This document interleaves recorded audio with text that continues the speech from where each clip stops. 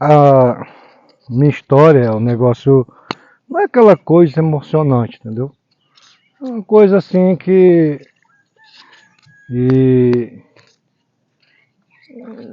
é uma história que ninguém nunca quis escutar, né? E quando eu olhando aqui para essa água, eu lembrei de quando eu morava lá no interiorzinho, lá no interior de General Sampaio, né? Estamos aqui no município de Calcaia, né? Catuana, Matões, Área Verde. E aí, lembrei, essa água aqui eu lembrei quando eu ia lá da Morada Nova lá pro General. Eu ia na estrada e tirava a chinela, aí eu começava a pisar assim nas lamas. Era assim um momento muito importante, sabe? Uma coisa muito interessante que a gente vive, que não tem preço, né? Coisa que não tem preço. O interior ele tem essas vantagens, né? Essas coisas boas que Deus nos proporciona, né? Por exemplo, aqui era um campo. Nós estamos vendo ali algumas traves, né? O pessoal brincava. E agora transformou numa lagoa, até numa área de lazer, né? Se fosse o caso, né? Uma área de lazer em que as pessoas podem vir, né? E pode ter até um jet ski, né? A gente estava falando aqui. E pode brincar, um barco, uma canoa, né? Um barco a remo. Começar a se divertir com a família. É uma área até isolada, uma área boa, né? E assim, lagoa como essa aqui é difícil de encontrar. Lá no General mesmo não tem.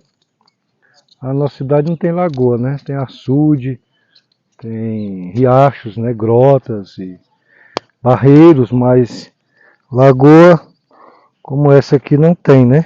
Tem a revência d'água aqui, né? E lembrando assim, né? Eu olho assim para o interior e eu lembro quando eu era pequeno, há quase 40 anos atrás, né? Lembra dos períodos de inverno, a gente saía brincando assim, colhendo aquelas frutinhas, né? Brincando a turma de família, né? Primos. Eu não tenho irmão, né? Me criei mais meus primos. E, e era interessante, aquilo para mim era muito importante. Eu achava até que eu nunca ia crescer, porque a vida de criança é tão boa que a gente não quer passar por ela. A gente não quer, a gente tivesse que escolher, se a gente tivesse que escolher, a gente escolheria viver assim muito tempo sendo criança, sabe? E, mas é bom enquanto dura, né? A gente ser criança é bom aproveitar os momentos da pró-infância, né? Até chegar na fase de chegar também à pré-adolescência e se tornar logo em seguida um adulto. Mas era muito bom. Aquele tempo meus primos ali, a gente ia no açude, tomar banho, ia pescar, nós ia despescar as canoas lá os canoas os pescadores deixavam lá e nós dizíamos que pastorava as canoas. Quando nós chegava lá, aí tinha uma canoa que era de um camarãozeiro. Até hoje ele não sabe, viu? É o Carlos, né? O pai dele é de carro, até hoje ele não sabe que ele deixava. O pai dele deixava a canoa, né? Finalizar pequeno. Ele deixava a canoa lá no porto, lá na minha avó, né? Ali no Sangrador. E aí nós ia lá, uma roderia, nós ia lá despescar as canoas, cheio de camarão, os camarãozão grandes assim, ó. Era bom demais, não tinha coisa melhor. E ali era uma festa, né?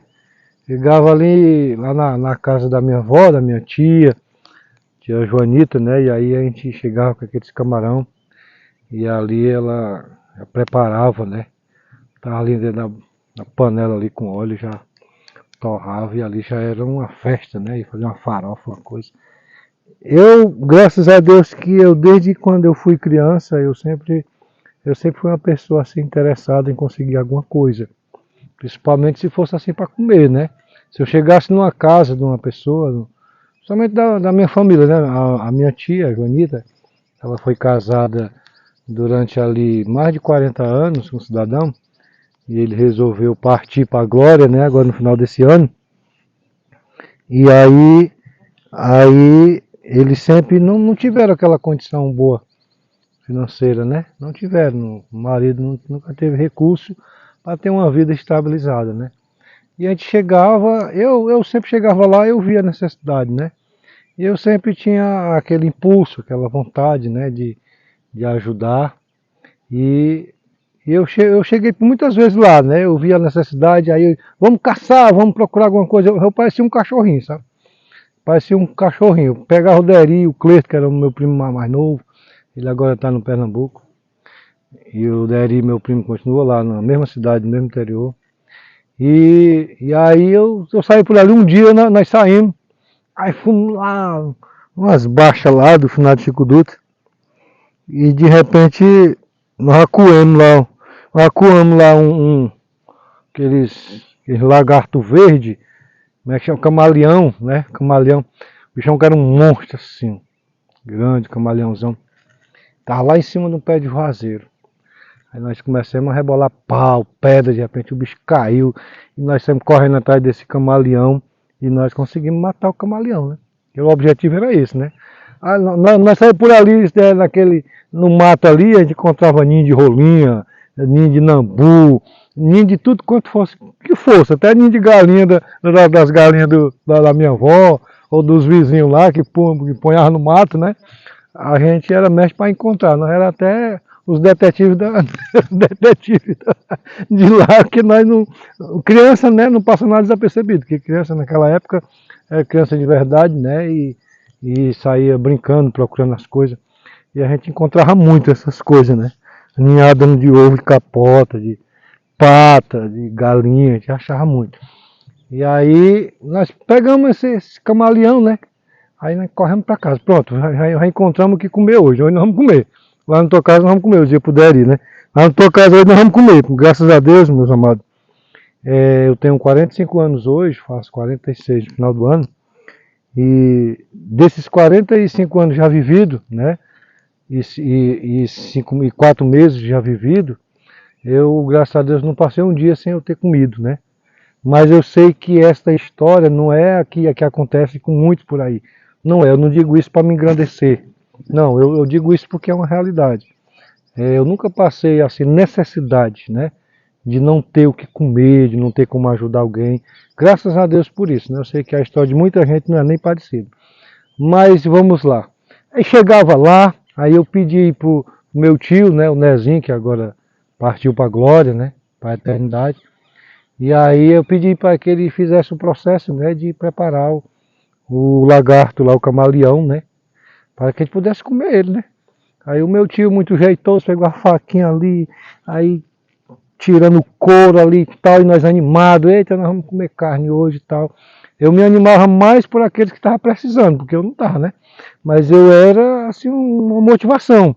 E aí eu cheguei lá e de repente, aí o meu tio tirou lá o couro lá e eu que era mais da frente, a minha tia disse, olha, pai, eu não vou nem mexer nisso aí não. Eu não sei preparar isso aí não, porque a minha tia não tinha costume não de preparar assim, comida assim temperada, diferenciada, ela não tinha costume. Ela fazia do jeito dela, né? Aquele costume que cada pessoa tem de fazer a sua comida do seu jeito, né? E aí eu disse, não, peraí, eu era pequeno, mas eu já tinha uma noção. Não, peraí que eu faço aqui, porque eu via minha mãe fazendo. E aí, é por isso, meus amados irmãos, que a gente como pai ou mãe tem que dar bons exemplos, para que os filhos aprendam, para que os filhos adquiram esses bons exemplos e levem para a vida, entendeu? E aí eu via minha mãe preparando a comida, eu via como é que ela fazia, e eu, um garoto muito esperto, muito inteligente, eu absorvia tudo isso. Eu disse, não, meu tio, pode deixar que eu faço. Não, Nito, pode deixar que eu faço aqui, pode deixar.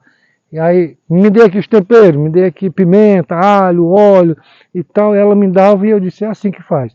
Eu sei que eu preparei lá, rapaz, nesse dia foi bom demais, né? Graças a Deus, porque a gente comeu uma carninha de os fotejo, o nambu, né? Ou camarão, isso era uma festa. E nesse dia a gente comeu o camaleão. camaleão. E aí quando... Isso foi bom demais. Uma farofa, todo mundo comeu, ficou todo mundo satisfeito. E isso aí é uma das muitas histórias que eu vivenciei naquele lugar, né? O tempo passou, hoje já estou bem mais adulto que naquela época, estou 45 anos, né? Isso foi há 30, 35, 38 anos atrás, nos anos 90, nos anos 80, por aí assim, né? Faz tempo isso, né? E graças a Deus que as coisas hoje estão bem mais fáceis, né? Hoje a gente pode vir aqui, ó, num ambiente desse daqui, poder contemplar, né, as maravilhas, as grandezas de Deus.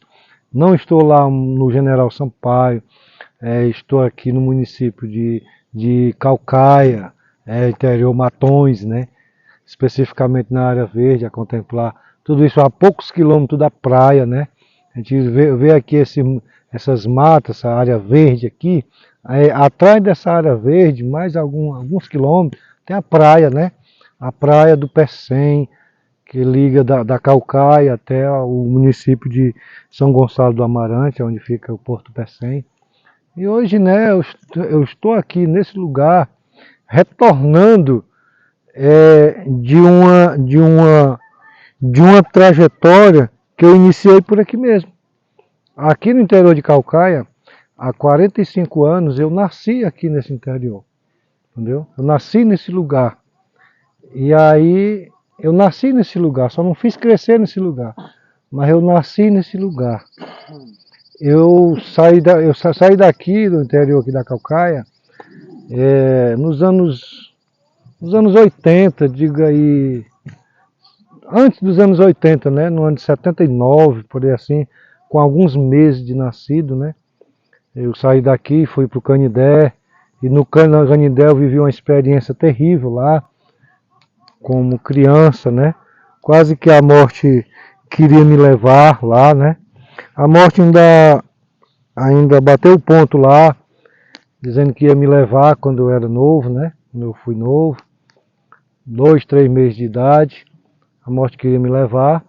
E aí, vendo tudo isso, a minha mãe resolve me levar para uma consulta no hospital, lá de Canindé, né? Canindé, Ceará. E aí, naquela época não era tão fácil, não tinha moto, não tinha carro assim tão fácil para levar as pessoas. E ela me pega no braço, né? E leva ela estava lá no interior chamado Salão 2, né? Com meu pai lá, todo mundo junto. Mas nesse dia meu pai não estava em casa e você sabe que quem se preocupa mais com a área da saúde, do tratamento com as crianças, são as mães, né? As mães, né? Glória a Deus que existem as mães, né?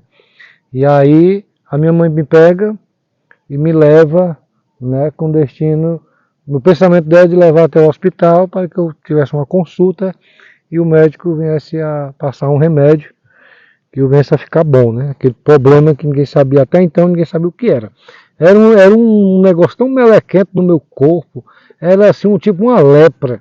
Era um negócio minando água no meu corpo, uma reversa, uma coisa que cada dia que passava ficava mais mole. Cada dia que passava ela via que os meus dias diminuíam, né? E aí quando ela saiu do Salão 2, lá do Canindé, até chegar na sede, dá aproximadamente de 4 a 5 quilômetros. Quando ela anda 3 quilômetros do salão, na BR-020, ela olha para mim, ela vê que eu não resisto chegar até o Canindé, até o médico. E ali aquela mãe atribulada, né, minha mãe, ela pega a criança nas mãos. Quando eu saio daqui da comunidade de Coqueiros, próximo daqui do Matões, nos anos 79 por aí, depois que eu tinha nascido, que eu nasci no final do ano, eu saí pesando ali talvez uns 8 quilos, 6 a 8 quilos, era uma criança gordinha, bem cuidada, né? E aí quando eu chego lá, eu começo a perder peso e isso foi perdendo aleatório, de eu chegar a pesar talvez 2, 3 quilos, uma criança com 3, 4 meses, né, pesando 2, 3 quilos, e no máximo isso, né, peso de quem vai nascer, né, 2, 3 quilos são peso de crianças que nascem prematuras, né, e aí A minha mãe vendo naquele desespero, ela comigo aqui no braço, enrolado nas fraldas, nos panos, né? Chamava coeiro na época. E aí ela não viu outra opção. Quando ela chega num determinado, numa área lá, de 3 quilômetros do salão até o Canindé, dividia no meio, ela pegou a criança, que no caso era eu, e pegou nas mãos, assim, ó, 2 mãos, ela pegou, como eu estou pegando esse óculos aqui, ela pegou a criança e ela levantou assim, né?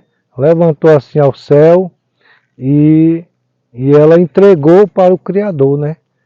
Ela disse, meu Deus, se é dessa criança, ela crescer e, e eu ter que chorar lágrimas de sangue por ela, vendo a polícia bater, vendo alguém maltratar, vendo ele ser acusado, vendo ele passar por diversas coisas e eu não vou suportar, eu quero te entregar ele nas tuas mãos agora. Leva agora porque eu sei que a dor é grande, mas eu vou entender que foi tu que levou. Pior será se ele crescer e acontecer tudo isso que eu falei, né? E ela disse que a partir daquele momento, a criança que já estava escangotada, né? Já estava sem reações, muitas reações, a criança começou a ter um pouco de reação, né?